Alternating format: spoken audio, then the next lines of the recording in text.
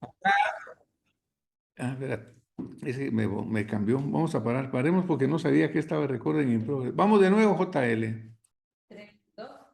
Muy buena noche, bienvenidos a Acción Positiva.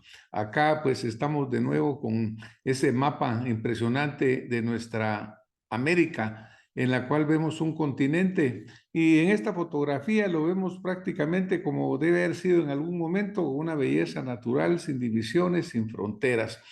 Todos sabemos posteriormente que viene la conquista de España, cuando viene veremos ya.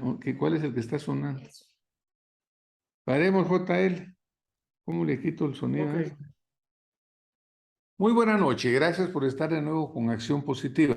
Acá esta noche tengo a mis espaldas el mapa de nuestra América, ese continente maravilloso que tiene tantas bellezas naturales.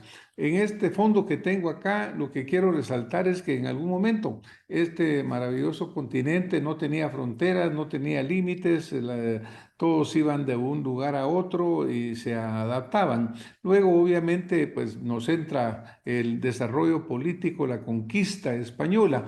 Y, por ejemplo, acá estoy enseñando en sus pantallas un mapa de cómo se miraba nuestra América Latina, particularmente en la época española con los virreinatos.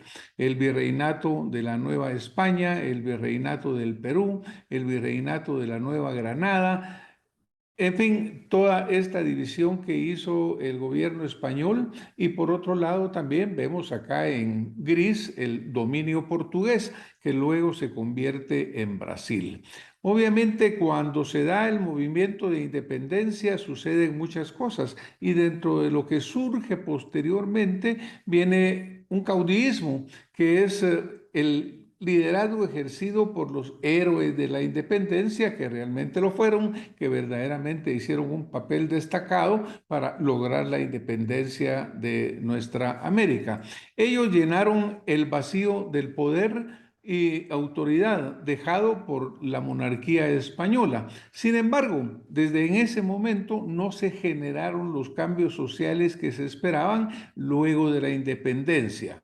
Eso sí, ayudó a definir fronteras y a crear unidad e identidad nacional.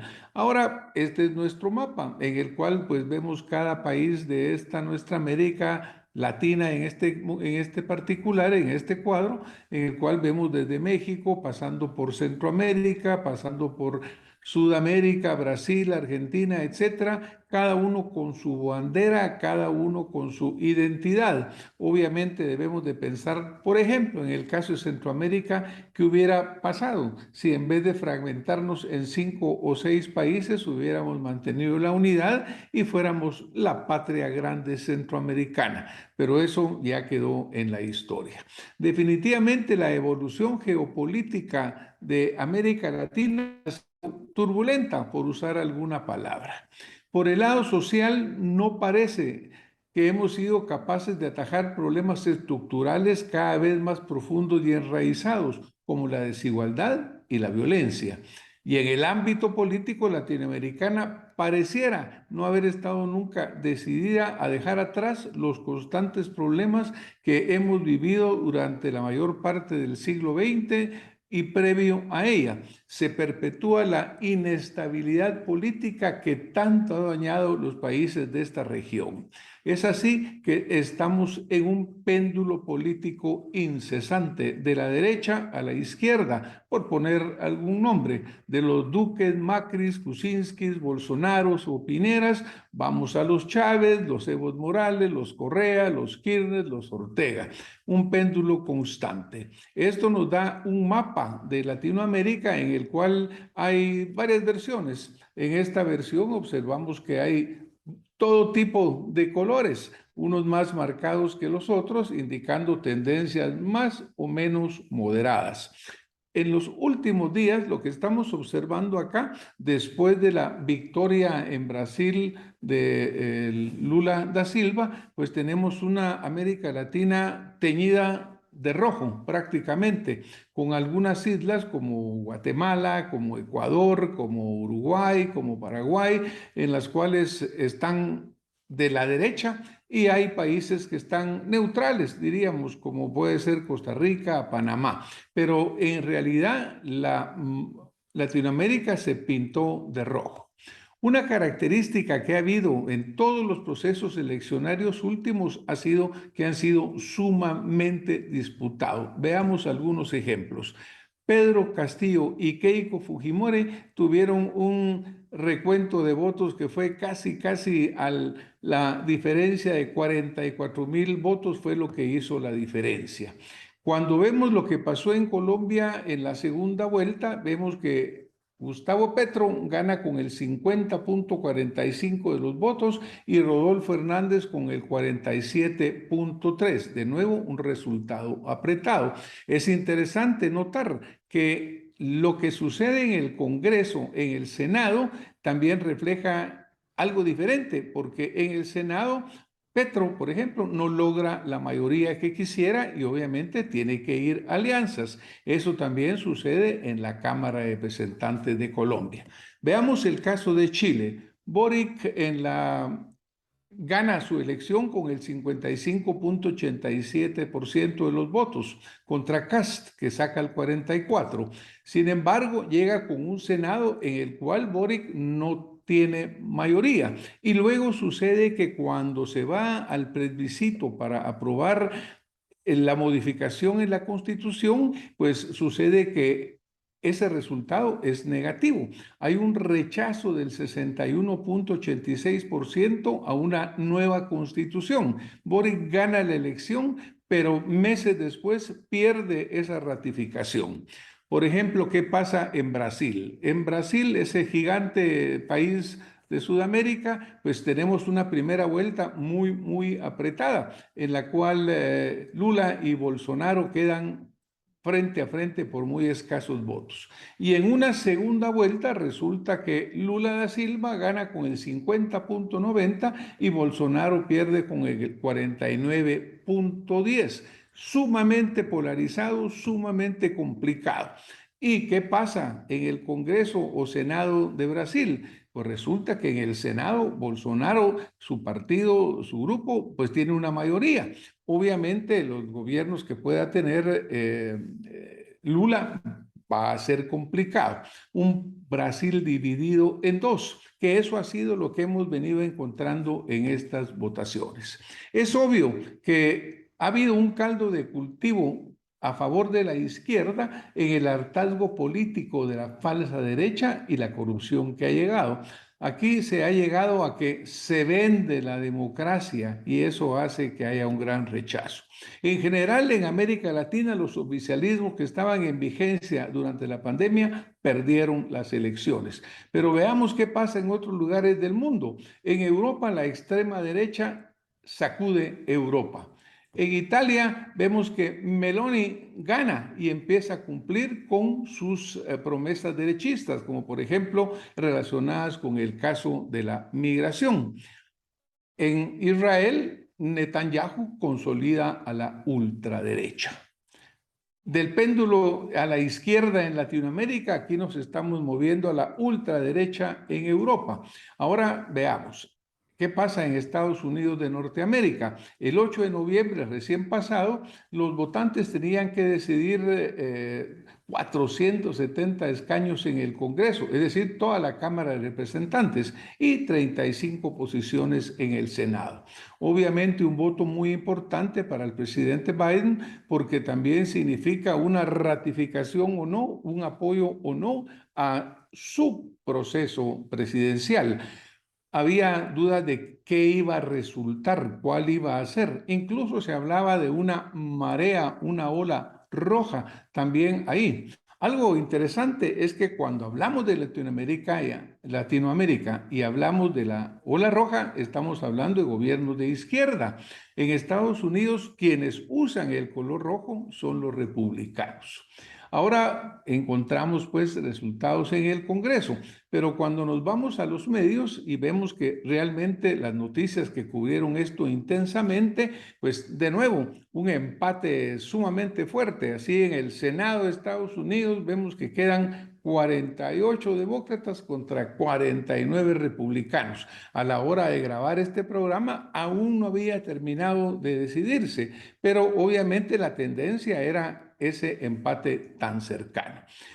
¿Qué sucede entonces acá en Latinoamérica? Vemos que las 5 principales economías de América Latina serán gobernados en los próximos años por la izquierda. Países como Brasil, México, etcétera, que son los más grandes de nuestra región, tendrán gobiernos de izquierda, esa marea roja que estamos hablando. También interesantemente pueden observar en este mapa mundial donde dice dónde habrá más inflación en el 2022, que países muy de izquierda como Venezuela en Latinoamérica, como Argentina, son los países más golpeados por la inflación. La pregunta es, ¿qué queremos los latinoamericanos? Para tocar este tema, mi invitado de esta noche es el general Francisco Bermúdez. Él es un general retirado del Ejército de Guatemala y es profesor de estrategia y geopolítica. Le damos la bienvenida. Bienvenido, general, a Acción Positiva. Gracias por estar con nosotros esta noche.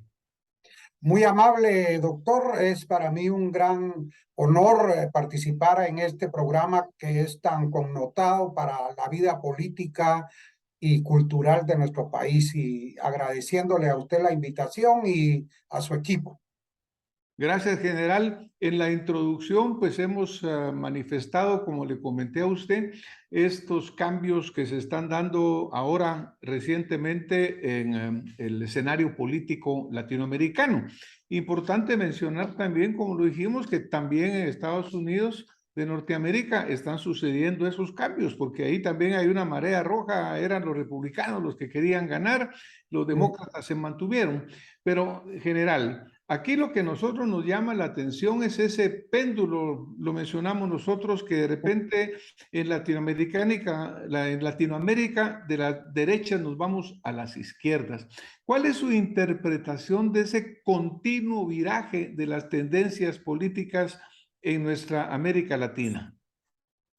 Eh, yo creo que la búsqueda de nuestras sociedades en torno a encontrar una mejoría económica, una mejoría en la prosperidad de los ciudadanos, de nuestros pueblos, hace que el electorado esté obviamente en una búsqueda constante de las opciones que interpretan pueden ser de mayor beneficio para ellos. Y lo encuentro muy razonable. Yo creo que nuestra preocupación, o por lo menos la mía, viene a ser que nos quedemos estancados en un solo lado. Creo que la alternativa de las propuestas de una izquierda razonable, una izquierda que busca un Estado benefactor y al cual la ciudadanía pretende ese Estado benefactor, se anteponga, por supuesto, no se anteponga, sino se confluya con una derecha que está buscando cómo generar más ingresos para la población, porque la crisis se da cuando el Estado benefactor, en ese intercambio de izquierda y derecha, se queda sin financiamiento, porque el hecho de dar y de dar, como es la propuesta de los gobiernos socialistas, aliviana la posición del ciudadano, pero no le da en el largo plazo la mejoría y prosperidad que ellos esperan. Me parece que en esa disyuntiva estamos hoy en América, y quizás en Europa también, con un énfasis en términos de prosperidad. Me parece que el ciudadano, el pueblo, lo que busca es cómo vivir mejor, y creo que todos debemos de atender. Si usted me permite, uno de los elementos de las elecciones, por ejemplo, en Brasil y en Estados Unidos antier, es precisamente eso, es la pérdida del contacto entre el político y el ciudadano. Ya no están escuchando, sino pretenden ser ambos lados los creadores de la agenda del pueblo, y no es así. Nosotros debemos de mantener un contacto estrecho, directo con la población, con los ciudadanos, para interpretar cuáles son sus necesidades y poder generar las políticas públicas que se demandan. Muchas gracias, general. Yo creo que usted ha hecho unos puntos aquí sumamente importantes, ¿verdad? Porque yo creo que cuando usted habla de la prosperidad de los pueblos es el bien común, ¿verdad, general? Porque lo que buscamos al final es que cada ciudadano pues tenga acceso a tener bienestar. Y yo creo que lo que usted está señalando ahorita de que los gobiernos se olvidan para qué Ujú. llegaron es fundamental, porque cuando llegan allá se les olvida que son servidores y se vuelven aprovechados de los bienes Sí, del pueblo. cabalmente. Creo que esa es la falla de nuestros sistemas políticos, que creo que hoy Estados Unidos está haciendo también reflejo de esa falla, ¿verdad? Muchos de los comentarios en torno al tema de las elecciones de medio término van enfocadas a que se ha perdido ese contacto. Y yo creo que particularmente en Latinoamérica se ha perdido el contacto del político hacia sus ciudadanos, hacia sus votantes, con el fin último de ser los interlocutores, porque al final, como usted muy bien lo dijo, son unos servidores nuestros que tienen que llegar al ejercicio del poder a hacer lo que los ciudadanos quieren, pretenden, y por lo cual le están dando el mandato temporal, ¿verdad? Porque es temporal y se les olvida muchas veces que ese mandato es temporal y que deben de pegarse a ese ofrecimiento. Yo creo que también un tema interesante es que la oferta política se ha exacerbado. Hoy vemos políticos que hablan de todo. O sea, no hay una identificación en términos de una ideología, que creo que está en debate, pero me preocupa el hecho de que la sobreoferta política genera muchas expectativas. Entonces entramos a una falta de confianza institucional, que es lo que hoy día vemos. Esos eh, eh, índices de elecciones que ustedes muy atinadamente presentaban, donde cada vez el margen es menor, es producto de que la oferta es tan amplia que la gente entra en duda y entonces pasa a elegir a quien habla mejor, a quien le simpatiza más, y no se centran en una agenda real de propuestas y ante todo en una agenda viable para satisfacer sus necesidades y llevar una prosperidad. Creo que la prosperidad es innegable y nos eh, enmarca en esta disociación. No sabemos si la izquierda o la derecha nos puede dar esa prosperidad, pero creo que el objetivo de la población americana en términos generales es la prosperidad. Muchas gracias, general. Por ejemplo, nos llama mucho la atención cómo están votando la gente. Si nosotros pensamos, digamos, el caso, usted actualmente está en Chile, ese país, pues, que realmente es un país que ha sido ejemplo para las economías latinoamericanas, que nos ha motivado a muchos latinoamericanos a ver que el cambio es posible. Sin entrar en el detalle, pero por ejemplo, en la última votación, el señor Boric gana la elección. Y sin embargo, el Congreso, el Senado no son de él. Es decir, aquí hay un balance. Los votantes votan por Boric para presidente, pero el Congreso y el Senado está opuesto, digamos, a él. Y posteriormente se da el plebiscito para ver si se aprueba o no la modificación constitucional, el cual es derrotado. Es decir, votaron en una forma para presidente y en otra. ¿Será esa un reflejo de un temor de darle el poder absoluto a alguien? Porque igual pasa, por ejemplo, en Perú o incluso en Brasil. Gana Lula recientemente, pero Bolsonaro tiene una fuerza muy importante en el Senado. ¿Cómo interpreta ese voto cruzado, general? Me parece, y es excelente el cuestionamiento que ustedes se hacen porque me parece que es el fin último de la República. Muchas veces solo hablamos de la democracia como un mecanismo para optar a los cargos públicos, pero el concepto global de nuestros sistemas políticos es el republicano, de los tres poderes, ¿verdad? Entonces, esto hace precisamente que los electorados que son mucho más conscientes, y hacia ahí debemos de trabajar, y eso es una de las digamos, circunstancias que a mí me gustan mucho de su programa, que realmente viene a ilustrar a la ciudadanía en términos de esa opción que ellos tienen. Entonces, lo que vemos en Chile, lo que vemos en Brasil, es precisamente eso, un electorado consciente que vota por una, digamos, una izquierda, en el caso chileno, bastante al extremo izquierdo, pero que le da el fortalecimiento a sus legisladores de una derecha más conservadora, para que exista ese balance de fuerzas.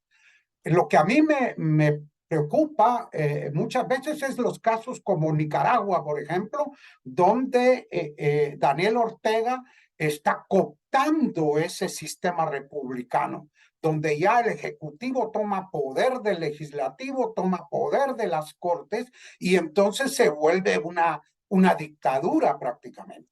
Creo que en la medida que nuestras sociedades sean ilustradas para que su voto sea mucho más cívico, consciente, vamos a tener esa división. Y eso es enriquecedor para la democracia, eh, porque tal como usted lo mencionaba, al señor Boric acá en Chile, que por cierto hoy está haciendo un viaje icónico al sur de Chile, que ha sido, que de hecho lo han tenido por más de 9 meses en un estado de excepción, porque es una parte muy álgida, donde es un desafío también para el gobierno. Eh, pero volviendo al tema, la división de poderes debe de ser real. Cuando vemos China, donde hay un partido único, donde el presidente domina todo el escenario político, ahí no estamos hablando de una república, no estamos hablando de una democracia, sino la democracia es participativa y la república es sostener esa división de poderes. Yo creo que es el mismo efecto que estamos viviendo ahorita con Estados Unidos, donde la Cámara Alta está todavía indecisa, ambas cámaras, pero el objetivo republicano era tomar la Cámara Baja porque las decisiones en términos a la sociedad y de respuesta social están encaminadas desde la Cámara de Diputados. Me parece que en la medida que nuestras democracias se fortalezcan hacia un proceso transparente, con confianza, podemos gozar del ámbito democrático y podemos tener la opción de elegir, porque lo que no debemos de permitir es que se nos vede la opción de elegir y la opción de libertad, como está pasando en algunas otras latitudes. Un claro ejemplo en términos, creo yo, democráticos es Europa, donde se está trasladando de un extremo de izquierda a una derecha, pero todo dentro de un marco democrático.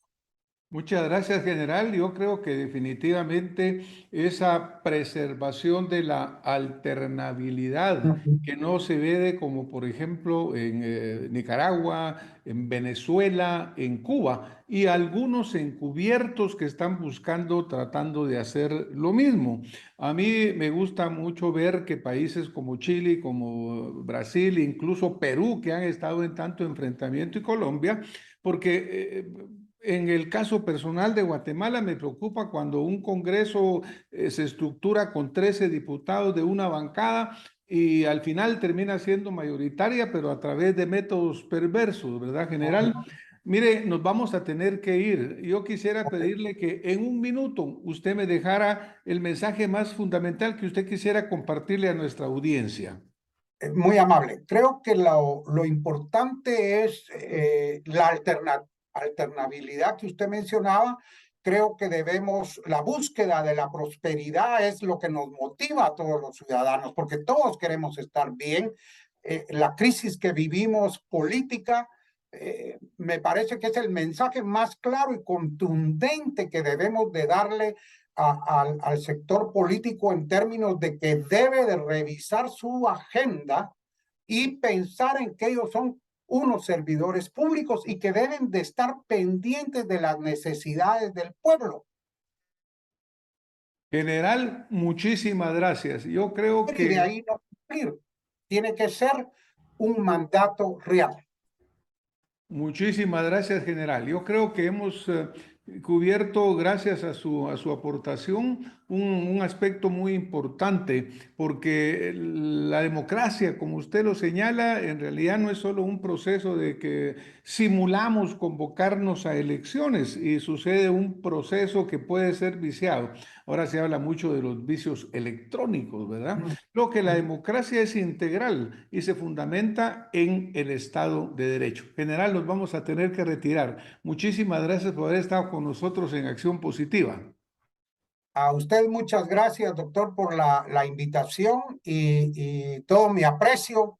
Y hay que seguir adelante con la educación de nuestros ciudadanos. Me parece que es la mejor parte que debemos de hacer. Muy amable. Muchas gracias, general. Un saludo de Acción Positiva. Muchas gracias. Después de escuchar la intervención del general Francisco Bermúdez, pues llegamos a conclusiones de Acción Positiva, porque es fundamental terminar el programa con conclusiones.